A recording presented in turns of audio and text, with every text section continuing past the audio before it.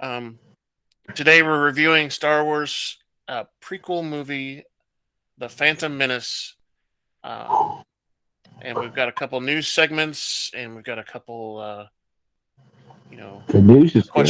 question of the week.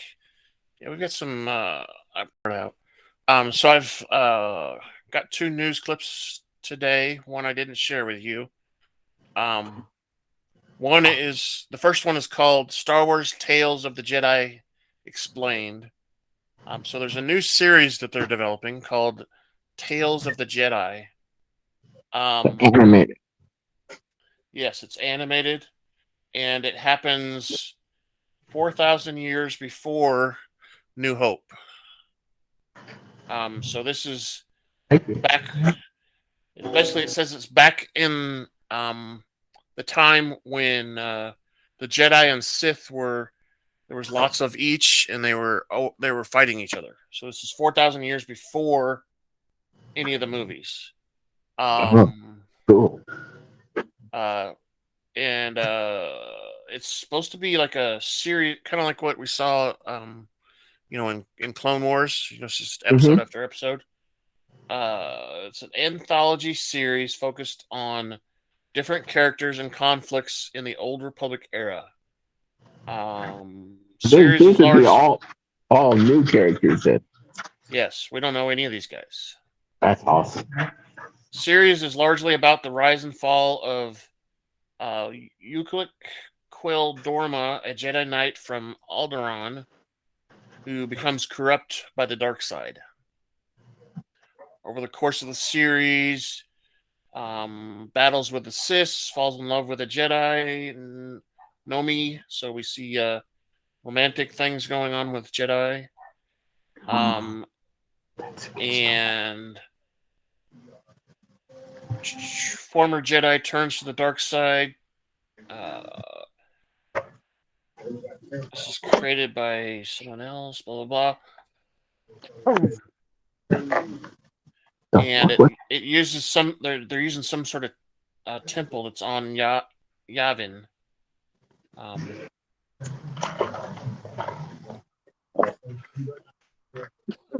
sorry.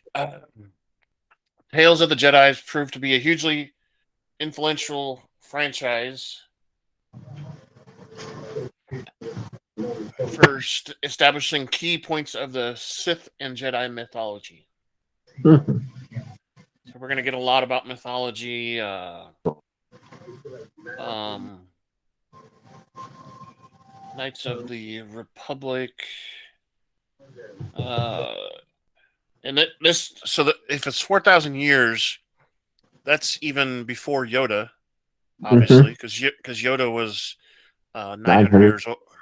Yeah, so um, the animated series is there's currently not much known about it except for there's been writings about it and stuff, and some of it um was in Visions. Some of the ideas were in Vision, the Star Wars Vision show. Oh, Um, so a little bit of it is in there too, but there's a lot of comics about this show. Um, it's possible the series might cast a wider net. Show might focus on established Jedi.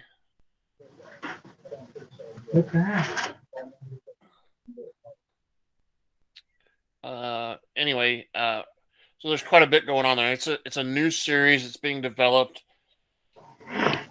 It's got a huge panel at the celebration that's on. It says on May 28th. The big Star Wars event, so we're going to see a lot of news about it then. that beer. No, Power drink. yeah, Awesome. Nog. Uh-huh. I needed. I was tired. I went to the That's store that's already. what it is. And then the next news article I've got is about the Star Wars galaxy, the entire galaxy. So this this is very detailed, and I'm not going to go into all of it because it talks about every significant moment that happened in the galaxy. And I don't really want to talk about it, but I want to talk more about a few things. So it says here's a definition of what they consider the galaxy. It has trillions of There's trillions of galaxies in the universe. The galaxy is vast and is a composite over 400 billion stars with 3.2 billion habitable systems, orbiting around a supermassive black hole at the middle of the galaxy. The 4 galaxy arms rotate around this black hole, which is about 120,000 light years wide. The black hole is. The galaxy serves as a setting for trading, politics, and war throughout the history. And we get the Galactic Republic, the Galactic Empire, the New Republic, and there's a lot of force sensitive stuff. So, like I said, galaxy, blah blah blah. During the reign of the Galactic Empire, several sectors were ruled by a Grand Moff. And it lists a couple of them that were part of it. There's a standard galactic grid was used to locate a galactic point on the coordinates. So they built out basically a 3D map, a 3D grid of the galaxy. And these are the different sections. It's called the deep core, the core worlds, colonies, inner rim territories, expansion region, mid rim territories, and outer rim territories. And then there's the unknown regions. And I'm going to kind of explain what's in all those that we might know about. Deep core is the innermost section, densely packed with stars and nebula, but it's dangerous to navigate, leaving it relatively few explorers have ever been inside there. Partly because that's the deep core is near the black hole, so it's dangerous to go in there because you can get sucked into the black hole if you get too close. Then there's the core worlds. Does that mean like mining and stuff? No, these are the main planets of the galaxy, the ruling planets, let's say. So it has here listed. It's densely inhabited and located in the strategic end of several major trade lanes. Fashion hub, education, financial, technology. It's where many of the human species began. And it has planets that we know about that are called Coruscant, which is the capital. Corellia, which is where they make the Corellian freighters, which that's the Millennium Falcon. There's Kuat, which is a financial planet, and Hossein Prime, which they talk about. An attack on the core worlds is inconceivable because they're too well fortified, and there's the population and all that stuff's too big. So there's colonies. The colonies consist of worlds colonized by the core. Planets are part of major trade routes and extremely wealthy, and they include Anduin, Katnu, and Carta. I've never heard of those, but maybe Carta. Inner rim planets were settled, served as a frontier for the galactic civilizations for centuries. So it's it's like when in the United States when we always had to go west, that was that kind of thing. And there's Onderon is one of the planets, and that was a planet that was I think it was Onderon. Oh, with an O. Oh. And I think Onderon was one of those planets that got blown up by one of the Death Stars. I thought it was Alderaan. There was also, yeah, that was the planet that Princess Leia was on that got blown up. Remember? I think like the second Death Star maybe was Onderon. They were in the Onderon system or something like that. Expansive regions contain many new colonies. Notable planets include Umbra. There's a lot of mining. I think we've heard of Umbra in one of the animated shows. The Mid-Rim territories include Naboo, Malice, There, Kashiriki, which is the Wookiee planet. Yeah. Ord Mantle is there, which what we see in the Bad Batch. And there's several of them. There's probably about 10 different planets there. Those are just the ones I recognize. Mid Rim is considered lawfully under the Galactic Republic and the Empire. Outer Rim territories is the largest region in the galaxy. It's basically the Empire doesn't have a reach, and also the Trade Republic doesn't have a reach out there. But a lot of it's ruled by the Hutts and the Pikes, and we've heard of Black Sun before. That's a gang for a while. Black Sun or Red? Black Sun. Black Sun was actually a gang that was run by Maul, and then he took over Crimson Dawn later on. That's it, Crimson Dawn. So the planets in the Outer Rim. They need a movie about Crimson Dawn.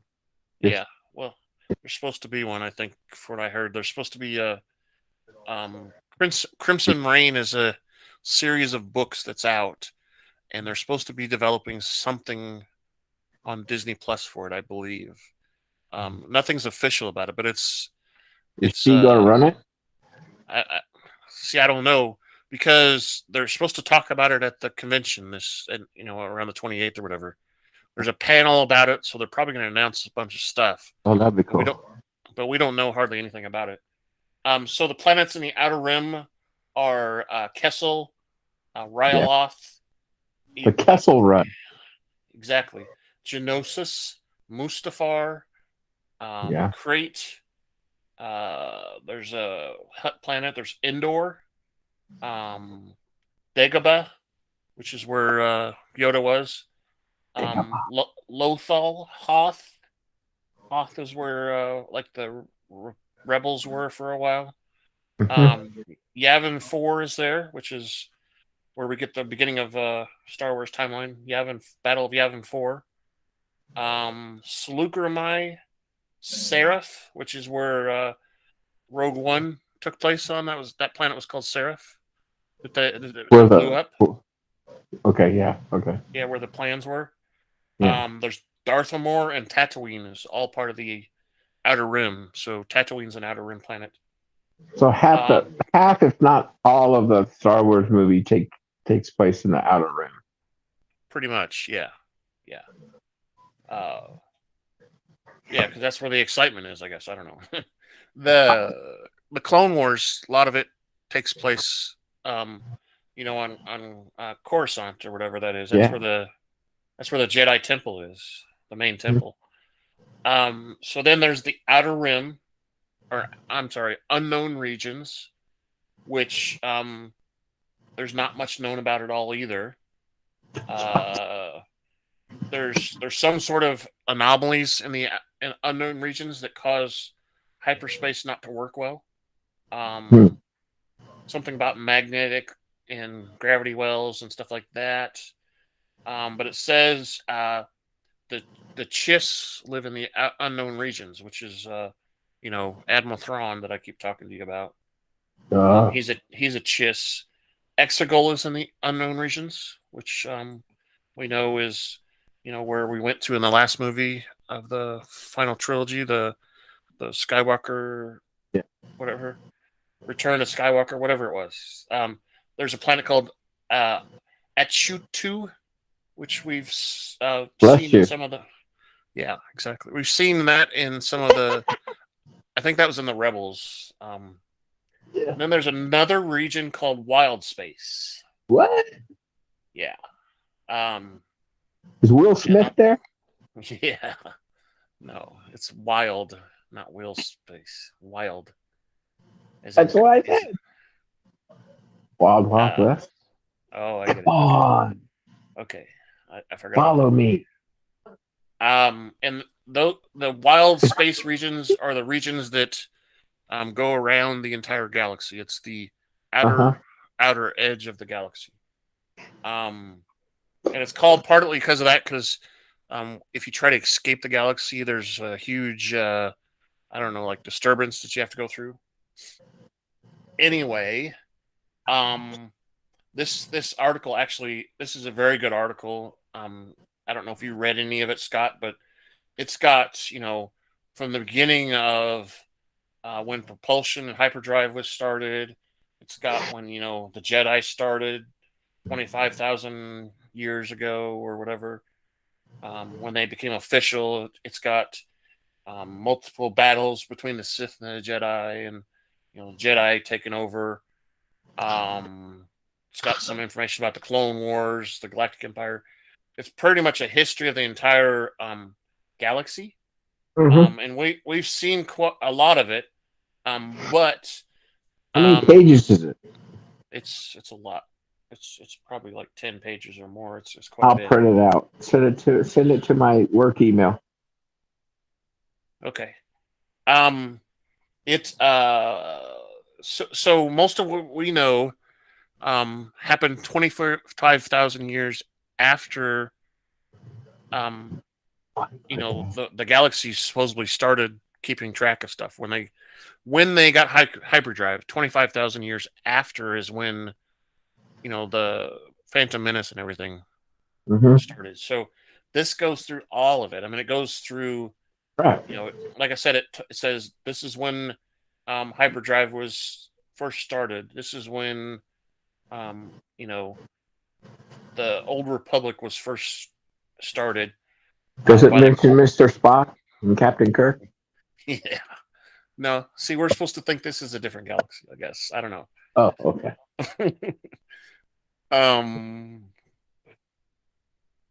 Yeah. So definitely have to have Scotty in there if it's a hyperdrive. Maybe. Maybe. I'm just gonna piss our listeners off. It's not that long, I guess. It's probably like maybe 6 or 8 pages long, but yeah, it's pretty detailed. Like I said, I'm not going to go into all of it. I just wanted to kind of sounds like you just did. Kind of go through the different areas that are in the galaxy. It has a map on here too. That's kind of hard to read, but I think like Mandalore is one of the core planets. See? Mandalore's been around forever. It talks about Mandalore in here in the beginning, because there's been several wars with the Mandalorians, the Mandalore system or whatever. Because at one point they tried to take over the galaxy and rule the galaxy themselves. Yeah. But anyway, so that's quite a bit there. Yeah, so we would typically do a fake ad, play a spoiler alert. Spoiler alert. Spoiler alert. Spoiler alert. What you're about to hear is good stuff. And you might be spoiled. You might be spoiled. Fast forward if you don't want to be spoiled. You're welcome. Yes, that's it. All right, so the way I wanted to start this out, because it's a little different because these are movies. I wanted to talk about, usually a movie has a synopsis and it talks about the release date. So we're gonna try to do that with all these movies. And so Star Wars: The Phantom Menace was released on May 19th, 1999. It was re-released in 2012 in 3D With and digital a- HD. added stuff like animals walking around. Crap. Exactly. So, um, the original runtime of the first release was 133 minutes, and the re-release stuff and the DVDs were 136 minutes. So Ooh, they added 3 more minutes 6 minutes worth of of stuff. news. Oh, 3. Yeah, 3 minutes of new stuff, which is in a movie. You got to think about that. It's actually quite a bit. Um, I mean, I sure, could overall, tell. I, I could tell when I watched the New Hope, they added stuff too. yeah, there's a little bit there. They added the They original added ending was animals yeah. when you went into town on the. There's a little bit that, but they added a different ending too. Um, anyway, so the budget for this movie, was $115 million. And it takes place 32 years before the Battle of Yavin, which is the Death Star, first Death Star being blown up in New Hope. So it's 32 years before New Hope. Okay. Um, it was written and directed, of course, by George Lucas, produced by Rick McCallum, starred Liam Neeson, Ewan McGregor, Natalie Portman, Jake Lloyd, and Ian McDermott. Dermid. Yeah. Um, and this is the first part of the prequel trilogy. Actually, the fourth movie released, Star Wars movie released, because the second trilogy was first. Uh, like I said, 1999. Um, the movie grossed over $924 million worldwide. I So think I that guess he made his money back. yeah, 115 to start with, and made 924. And it says it's unadjusted for inflation. Like I said, it was re-released on Blu-ray and DVD in 2012, and theaters in 3D and digital HD. Uh, the film was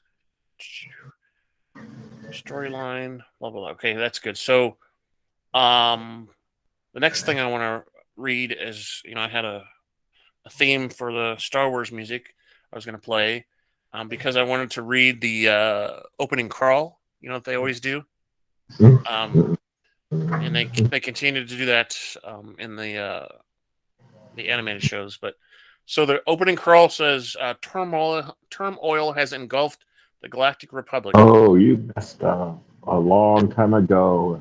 Let's see. No, no, I didn't mess that part up. This is the crawl.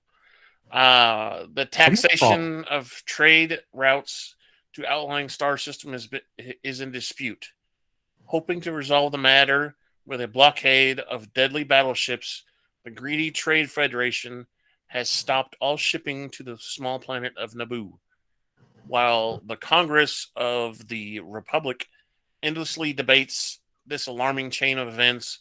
Supreme Chancellor has secretly dispatched Knights to two Jedi Knights, the guardians of peace and justice, to settle the conflict. Okay, and you have to remember, Supreme Chancellor is not Palpatine yet, so I wanted to remember that, because we talk about it here in just a second. So, and then of course we go into the movie.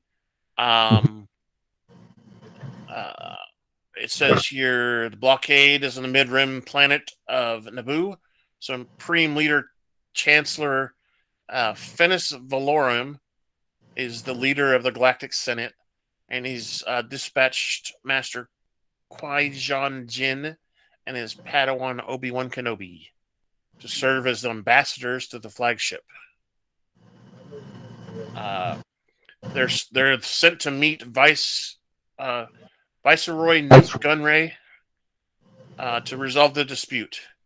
Um, The Trade Federation is in league with the mysterious Darth Sidius, the Dark Lord of the Sith, who secretly orders Gunray to invade Naboo and kill the 2 Jedi upon their arrival. When Gunray asks if it's legal, Sidious says that he will make sure that it is.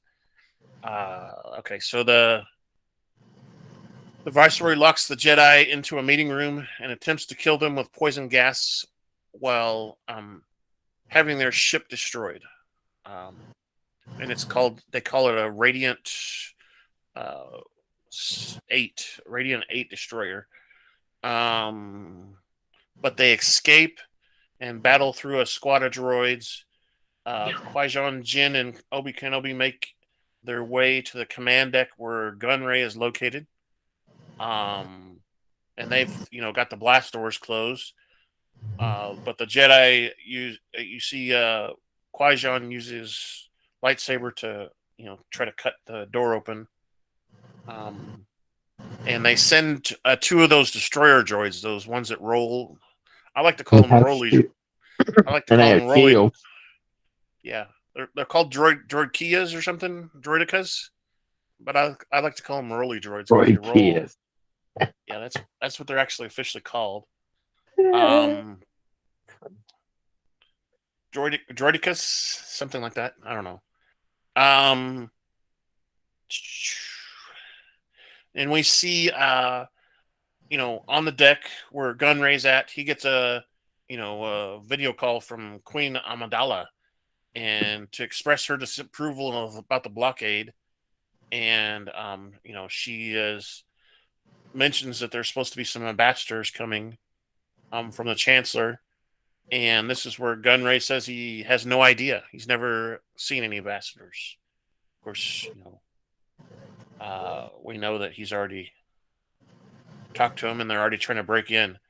And meanwhile, the Queen also speaks with Senator Shiv Palpatine regarding the recent attempt on negotiations and how Gunray says they didn't receive the ambassadors. Palpatine states that his ambassadors did arrive, and he's unable to finish his sentence because a hologram flickers.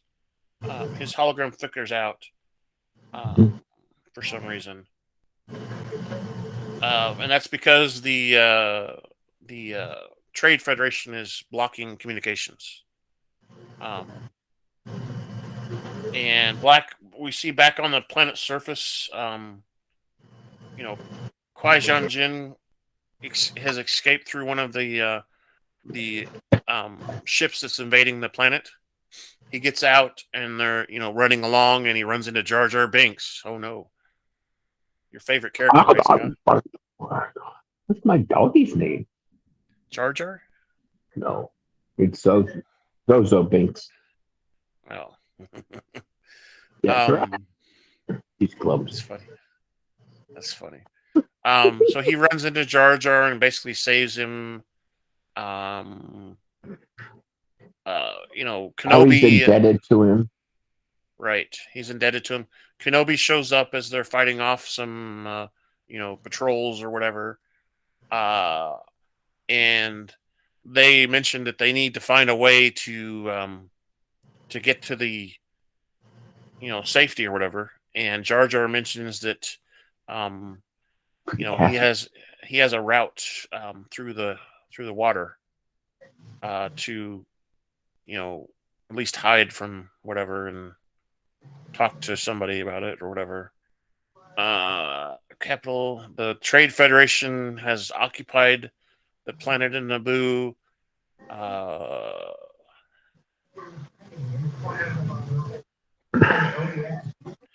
And the Jedi meets with Boss Nass underwater now. He asks. He does the. He asks them to help out the Naboo, but Nass refuses. and sends them. Yeah, he sends them off on some sort of bongo submarine. And we see them go through. They're supposed to be making a trip through the inner core of the planet because this planet doesn't have a hot center core. It has just a bunch of caves in the center and water. Yeah. So they travel through the planet to the other side where the Queen and all the Naboo people are being held. Uh, they attempt to wake up. Who? Break on through their side.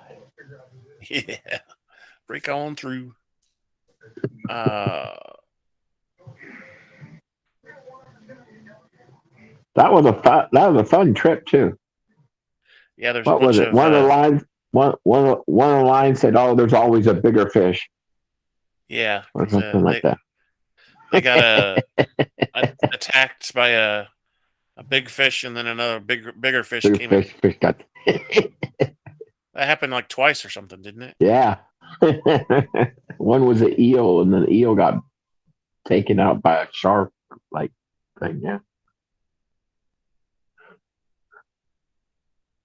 I pinned myself, and now I can't unpin it. Jar Jar just a comic relief.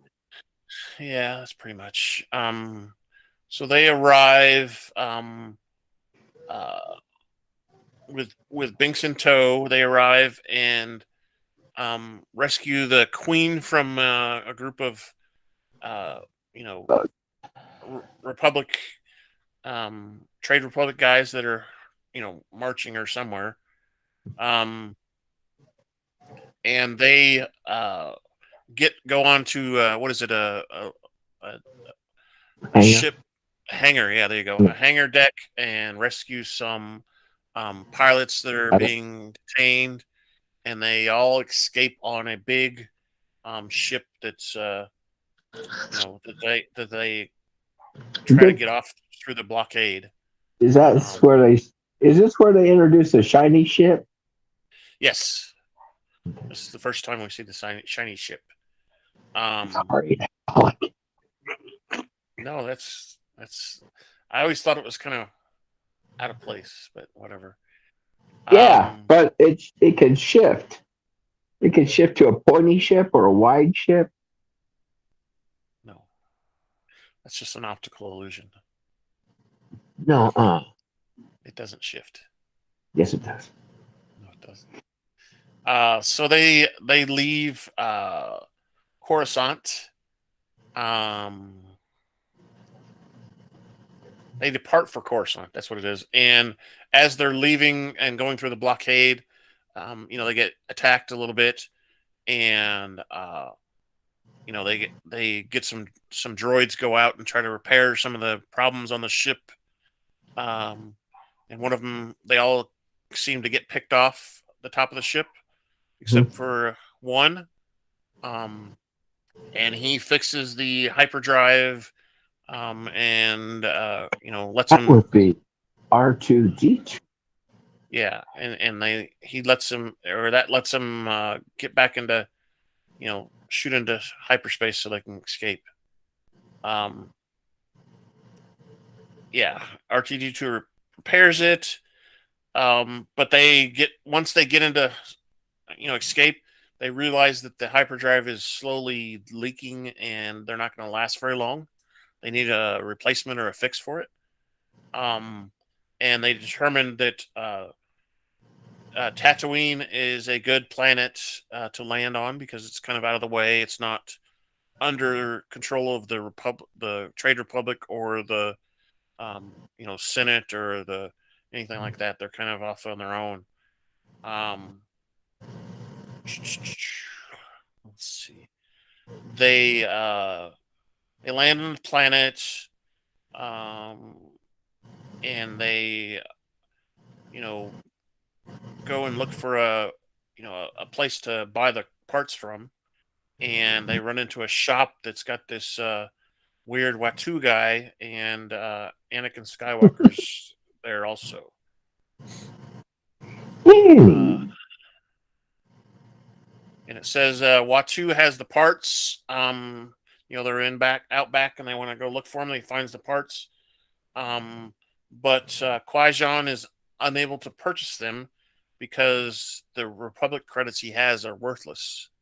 Republic credits will be fine. Republic credits will be fine. Yeah, and Watu's like, "What are you doing? Republic credits don't work here. You must think you're a Jedi or something. Mind tricks don't work on me." Something like that. Yeah.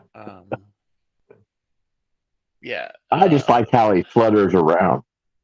It was a little, yeah. It's so misplaced. I noticed too, and I noticed this with You just Jar want Jar. to smack him like a mosquito or something. What? Shut up. Exactly. I noticed if you watch the actors, Liam Neeson and Ewan McGregor, if you watch them, especially when they're supposed to be interacting with Jar Jar, they're never looking in the right spot. Yeah. They're not looking in exactly the right spot because he's not really there. Those are all CGI. The Watu guy and Jar Jar are CGI. Jar Jar's real. No. So they find out about Anakin, and he's very gifted with mechanical stuff.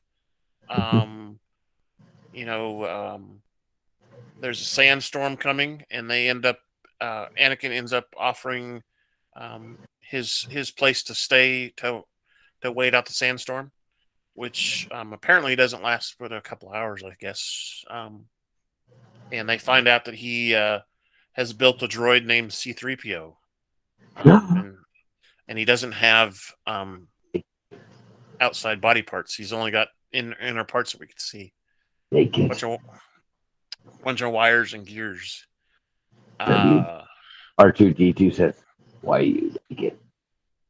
Yeah, exactly. Why are you naked? I also find out that Anakin has done pod racing before. He's a pilot in pod racing.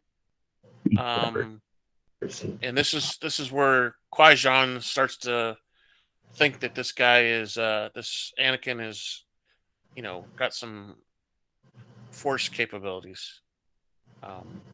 Because it takes a lot of concentration to fly a pod racer.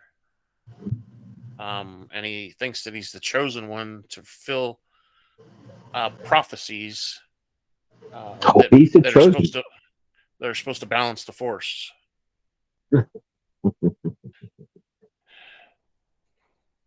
And so we see where Qui-Gon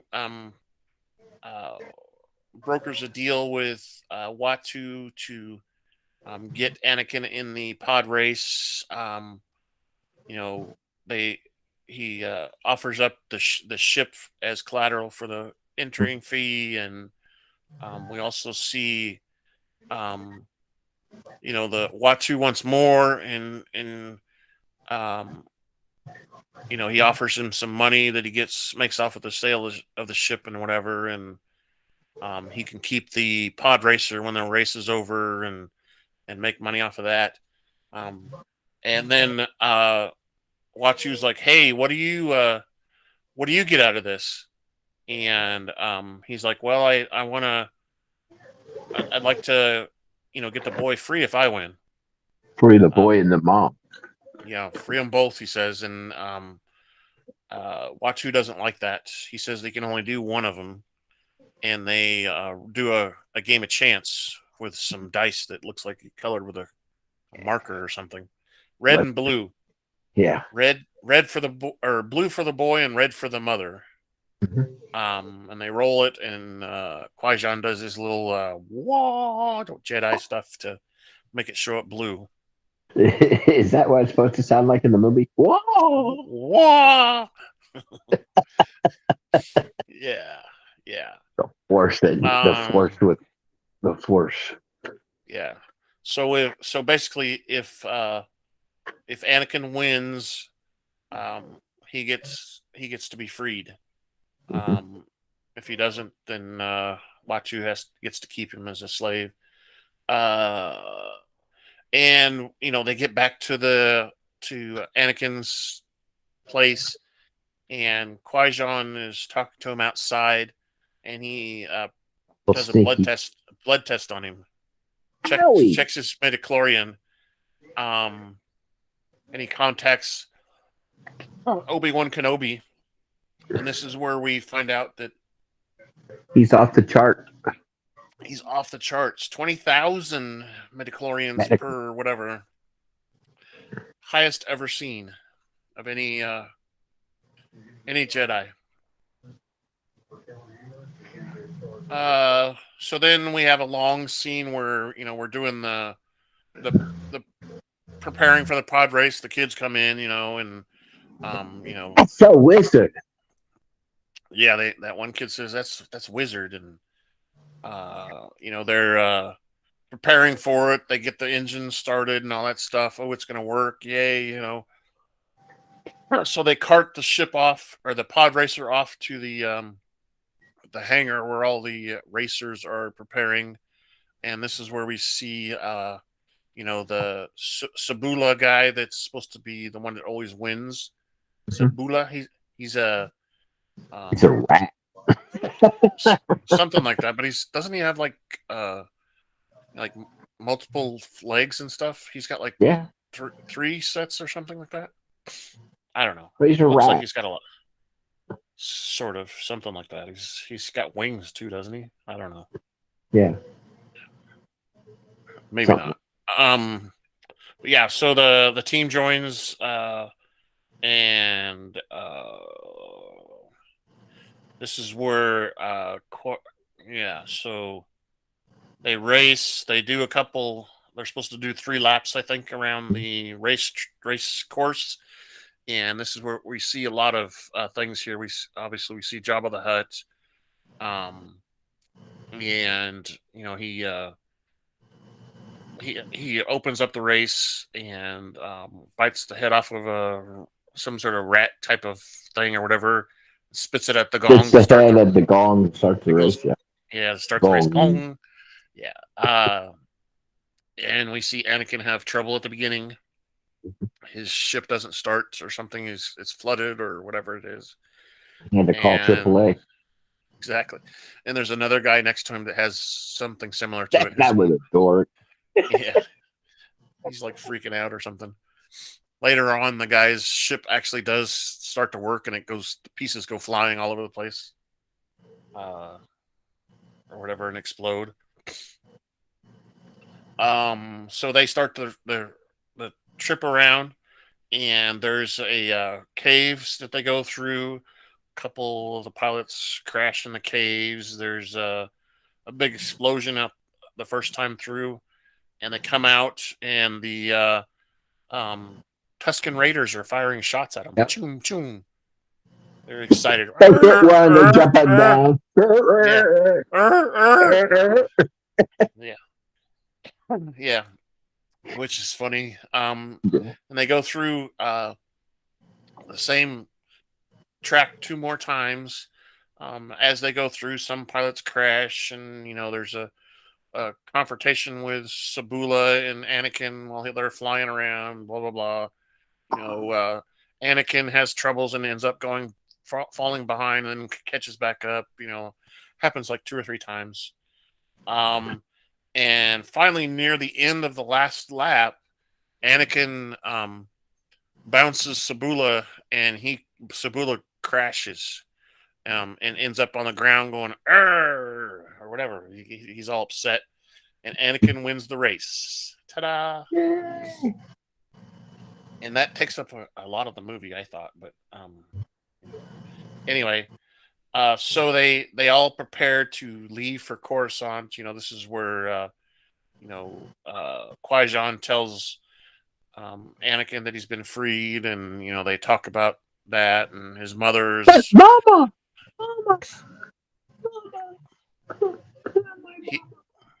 He asks if he can. He asks her if he can go, and she says, "Well, that's your decision, not necessarily mine." and stuff like that. What else? Oh yeah, he said this is when Qui-Gon also says that she can't go, like you were saying. Yeah. He was only able to free Anakin, because Watu doesn't want that, so she has to stay. And he packs up his stuff. I don't know if you noticed when Anakin was leaving, he basically had a backpack. Mm-hmm. I thought that was funny, but that backpack we see at a later time. I think that's a backpack we see. I think it says Star Wars on it. It probably does. It's got a picture. It's got a picture of Yoda on the back of it. Yeah. So, yeah, they get back to they start heading back to the ship, and we see a scene with Maul has arrived, and he has sent out some little probe droids to basically figure out where everybody's at. And they return, and he heads off, and he basically is on his way to intercept the ship, and the two Jedi, Qui-Gon and Obi-Wan. And just as they're getting close to the ship, we see Maul come up behind them, and Qui-Gon says, "Anakin, duck." Goose. Yeah, duck, duck, goose. He says duck, and Maul goes over him and jumps off of his little speeder or whatever he's riding. He was hauling ass too. He was, and they have a little lightsaber duel fight going on there. Zoom, zoom, zoom, zoom, zoom. And Obi-Wan says, "Take off, take off." Yeah, they go tell him low. to take off and go low over by where they're fighting at. So maybe Qui-Gon can jump on, which he does. He escapes, and the ship takes off and leaves. Maul going, where'd they go? And so he can't catch him because they escape and go boom into hyperspace. So he's lost them. Yeah, we talked about Maul. Fight cut short. Qui-Gon. So they get back on the ship and it takes off. When they get to Coruscant, Qui-Gon informs the Jedi Council about the mysterious attacker in front of the council on Tatooine. He talks about it, and they conclude that this attacker has to be a Sith. Dun dun dun. The latter being a religious order whose followers follow the dark side of the Force. Dun, dun, dun. And this is where we hear him say the Sith have been extinct for over a millennium, which is 1,000 years. Mm-hmm. Qui-Gon informs him that he's also found Anakin, and asks if he can be trained. And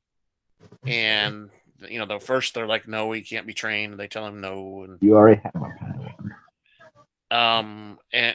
but they agree to do testing to deliberate and see if he's got powers, and they do that, and they tell Qui-Gon that he's not suitable for training.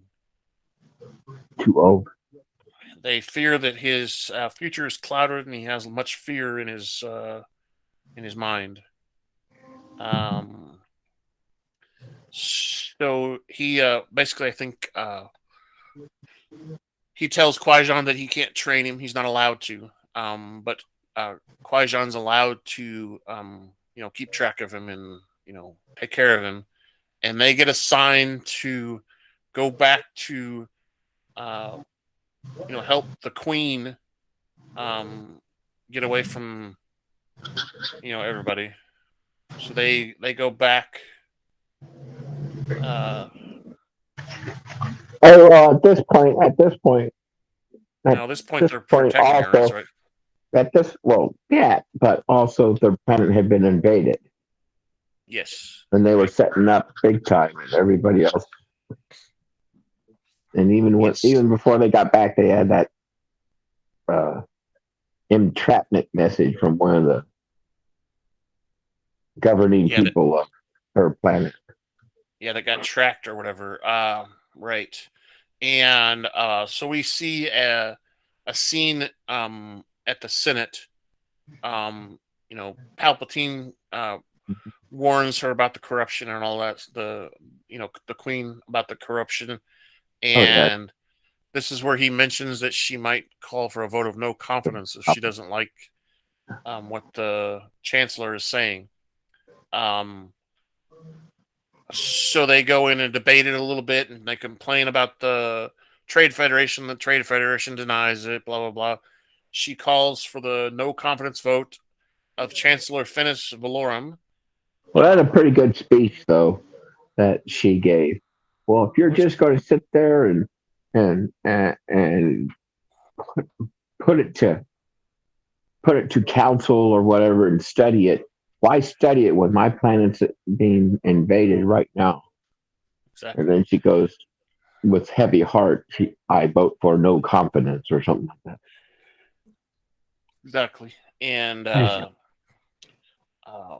they retreat back to whatever place they're staying there on Coruscant, and um, Palpatine is there talking about they have no other alternative, that he's one of the candidates to um, to be voted on for the Supreme Chancellor.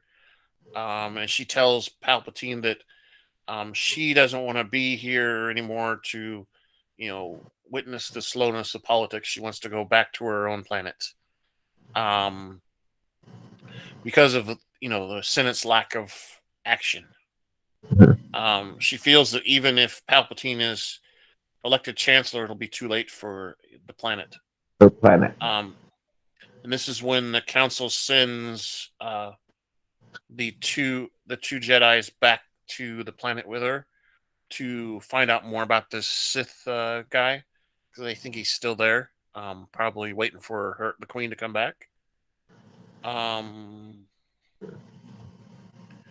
and we get back to the planet, and this is where we see on the way there. There's discussion about what they're gonna do, what she's gonna do, and this is when Jar Jar kind of lets.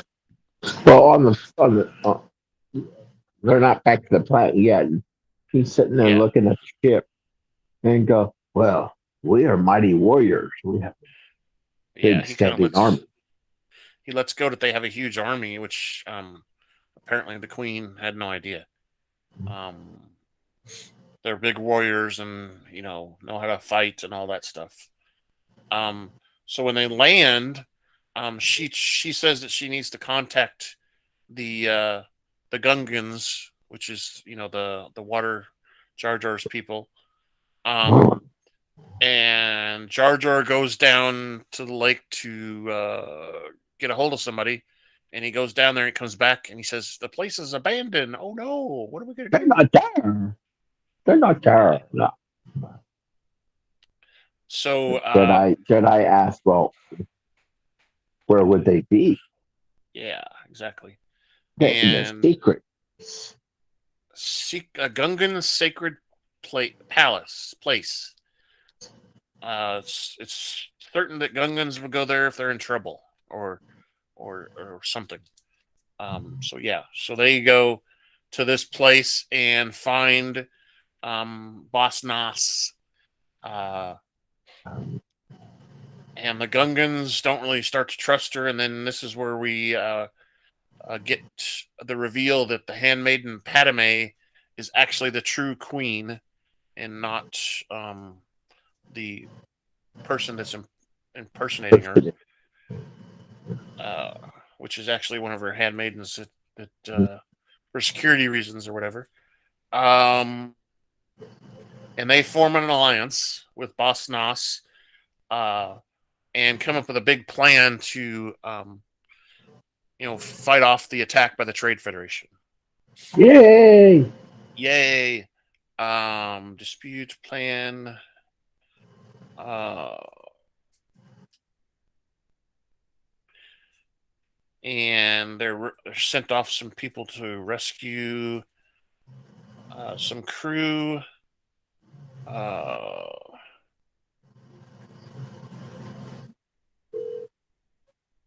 All right. This is where the Queen tells Qui-Gon about the battle plan. The Gungan army is going to distract the main forces while they go and infiltrate the palace and everything through a secret entrance inside of one of the waterfalls.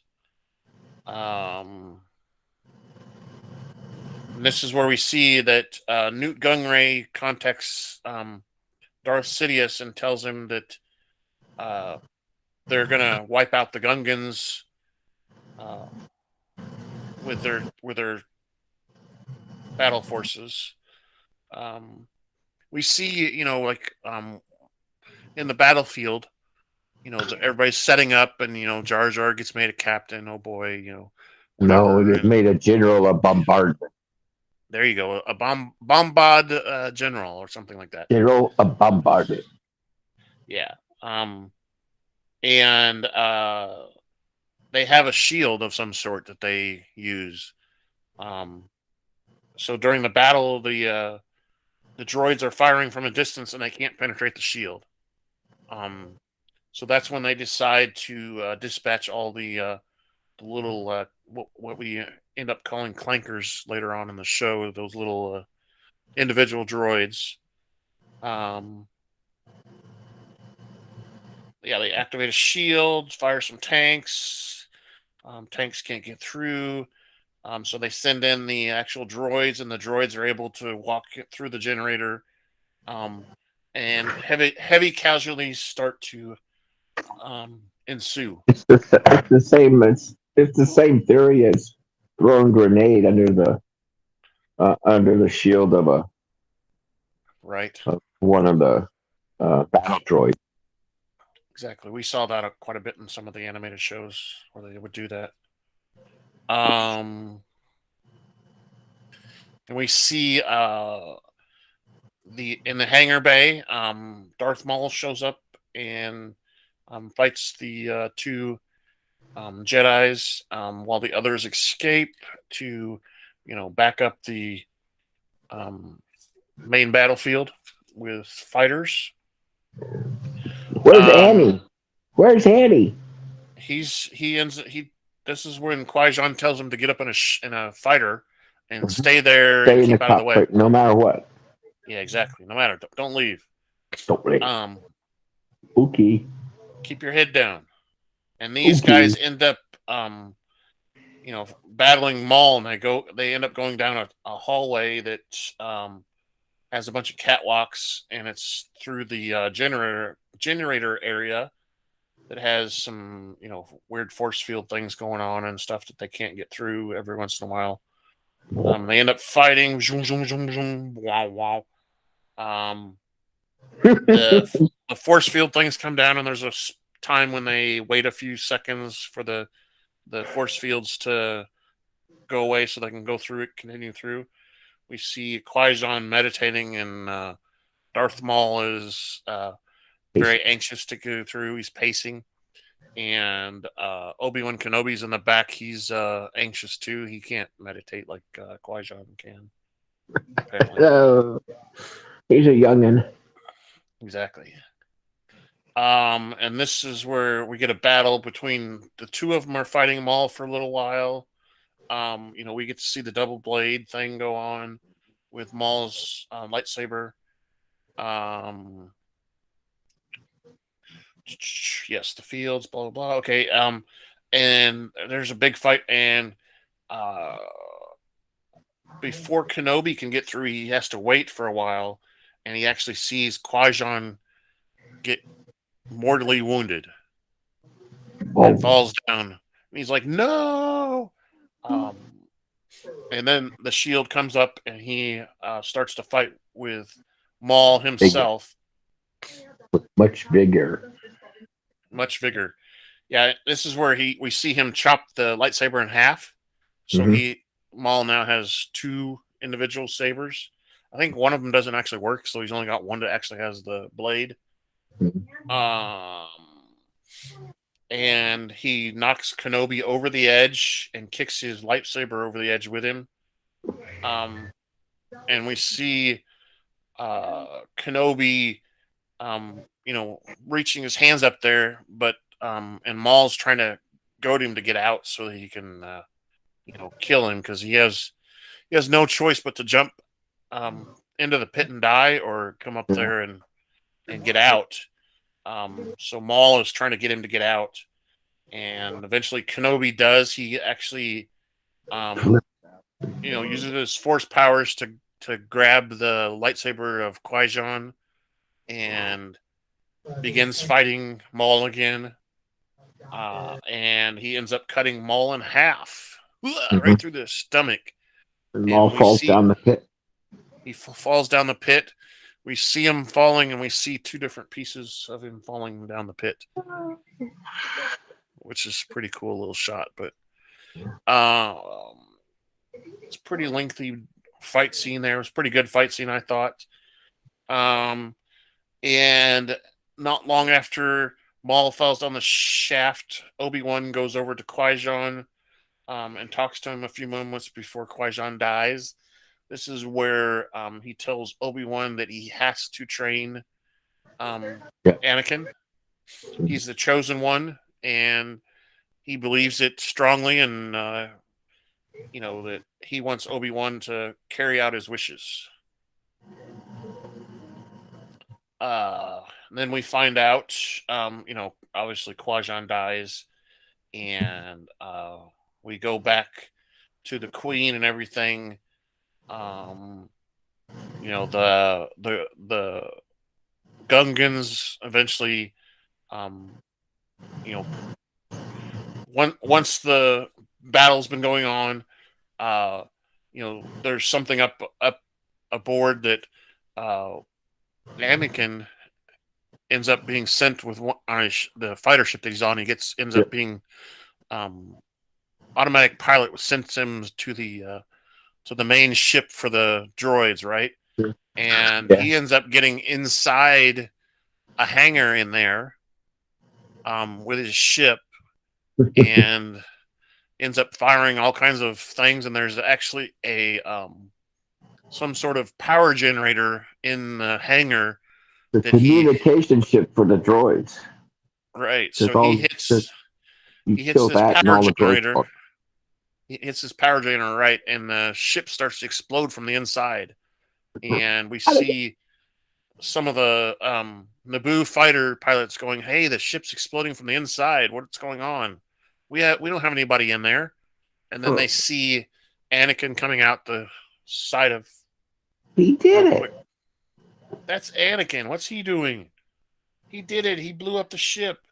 And as the ship explodes, the droids on the planet, no communication, so they kind of fall down dead.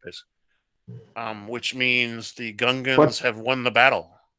Yeah, what's funny is that Annie tells R2, "Get this thing off of autopilot." Exactly. Exactly. That's when he was coming into the hangar the first time. He says, "Get this thing off autopilot. I can't get it off." Eventually, R2 does, of course, and that's when he's able to get back out of the ship in time before it explodes. And he gets back to the Naboo hangar, and everybody's celebrating and excited because he is the hero of the day.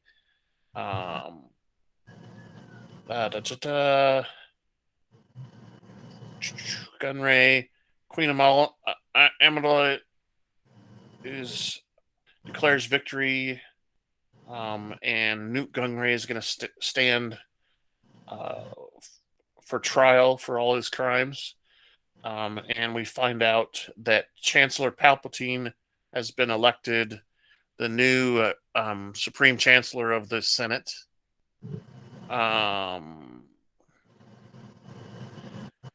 And we see later in a room, Yoda confers with Obi-Wan and gives Obi-Wan the rank of Jedi Knight. And Kenobi argues with Yoda about the promise that Qui-Gon and about training Anakin. And Yoda is convinced eventually, but it's dangerous to train the boy. But he lets the council lets him train him. So Anakin becomes the apprentice of Obi-Wan Kenobi. Yay! We have a little scene where they cremate Qui-Gon's body, in the temple, and Mace Windu is there, Yoda's there, many of the council is there. Go ahead. So, why didn't Qui-Gon? Why didn't his body just disappear after he was dead?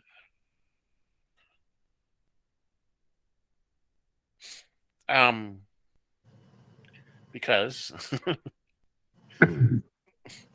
they hadn't invented that yet, but that's because Oh, they hadn't invented that yet, so they're okay.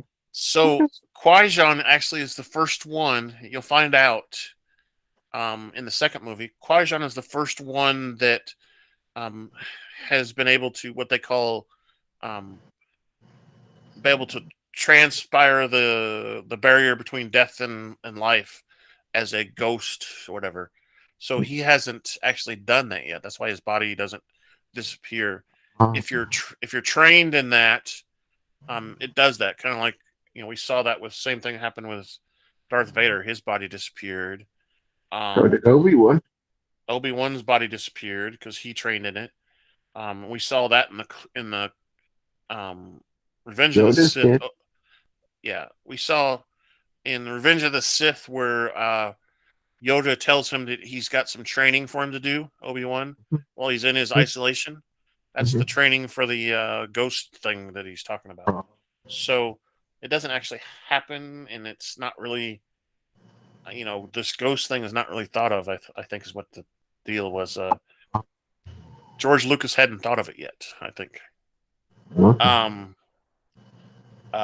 So yeah, Master and Apprentice, those two. They and the council talks about while they're at the ceremony that there's never only one Sith. There's always two, a master and an apprentice. So they need to find out who that master is. I know. They also throw out the idea that this we know him as Darth Maul. This Maul guy could actually be the master. They don't know at the time. So, and we do know who the master is because we see him throughout the movie giving orders and stuff, right? Giving orders to Darth Maul. You have to watch that one. You have to watch you, Annie. Yeah. And that's funny because at this same ceremony of of Qui-Gon, they the senator's there, and he says that he's going to be watching his career because he congratulates him for helping win the battle. I look forward to watching your career is what he says, or something like that. And we see they organize a big victory celebration as the last scene here, and we see the Naboo and the Gungans are celebrating in the streets, and there's a presentation where they give Boss Nass a big crystal thing or something that glows. And we see the first time we see Obi-Wan and Anakin is dressed in the Jedi clothes, and he's got the little ponytail thing that the braided ponytail thing. Retarded. It's supposed to mark that they're a Jedi Padawan. And yeah, so that it ends with that scene there where they're giving the presentation to the boss, and we get boss doing another thing because he's excited or something or whatever, and that's when the credits roll. So to your point, my question of the week was Chancellor Palpatine always watching Anakin, even Yes. before the moments that happened in this movie. Was he watching Anakin before that? Yes. You think He so? had to do with the boy. He probably did. So I asked the question because I think he was too, and I say that because there's actually a book that I'm starting to read that's called.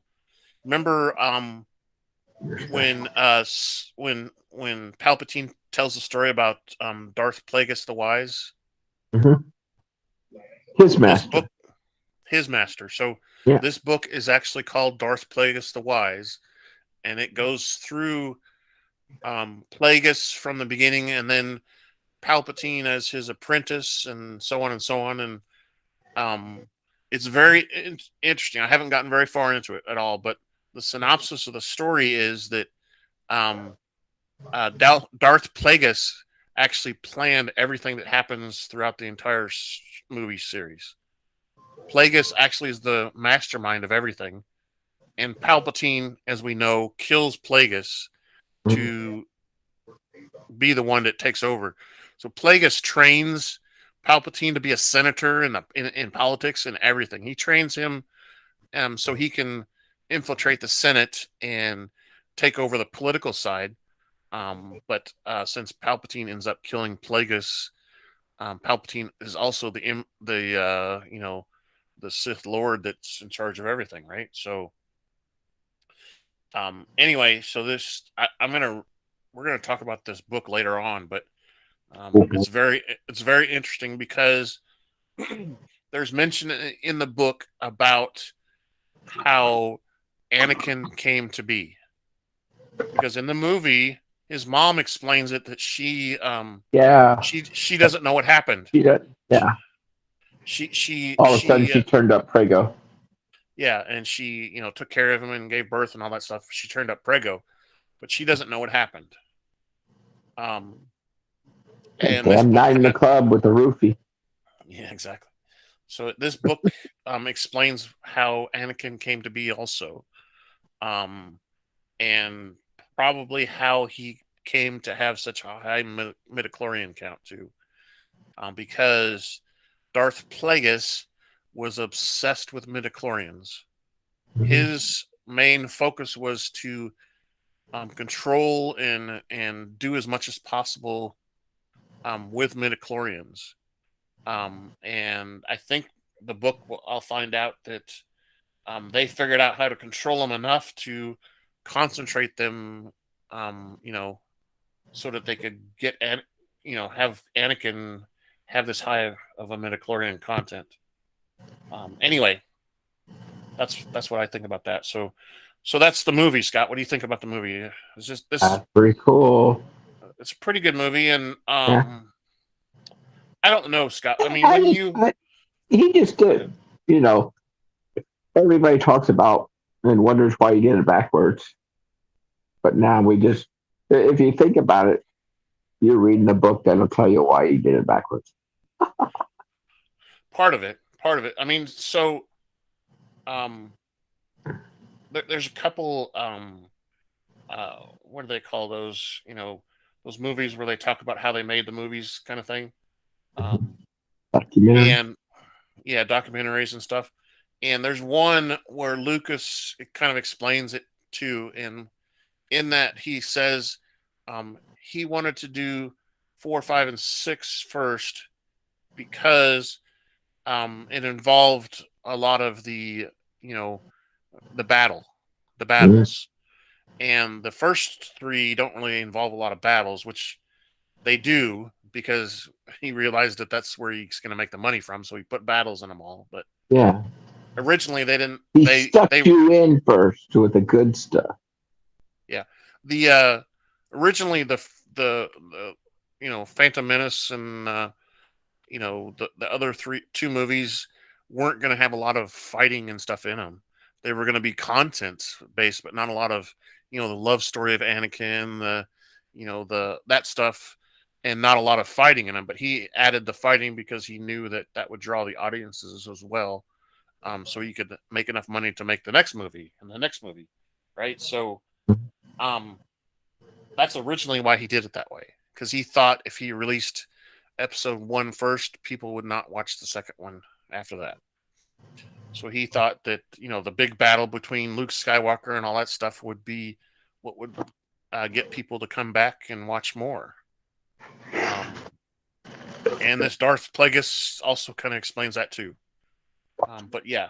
So anyway, there's a lot of people that complain about this movie and how the pod race thing was kind of stupid and all that stuff. But I thought it was pretty good in the movie. Didn't you think it was? Yeah. Anything else you got opinions on? We need everyone to send us feedback. We know that. Yeah. Feedback. Lots of feedback. Again, we have no feedback, of course. We still have about 5 people subscribed to us through Google Podcasts. We've had about 20 different attempts to see our website this week. No feedback, like I said. No answers to any of our questions of the week, which I'd like. This week I think we got a pretty good. Yeah, we got a pretty good question this week. Spotify, we still have 3 people that are following us and watch regularly listening to our show. Apple, we don't have anybody following us. I don't know why.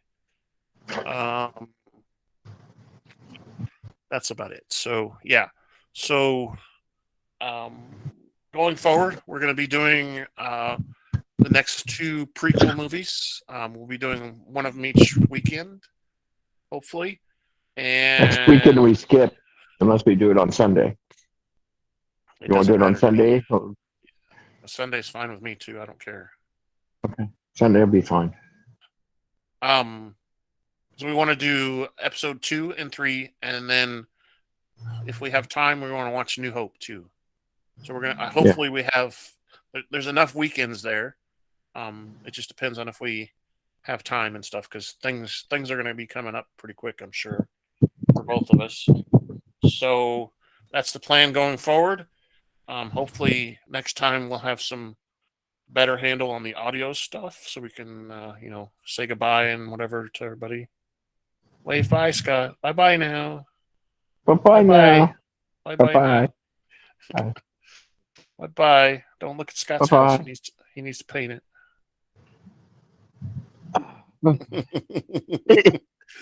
All right. So you're going to the store? Is that what you're doing? Yeah, I have to go to Sam's before it closed. Let me see if I can turn off this recording. Stop recording. Recording will be saved. Okay, let's do that.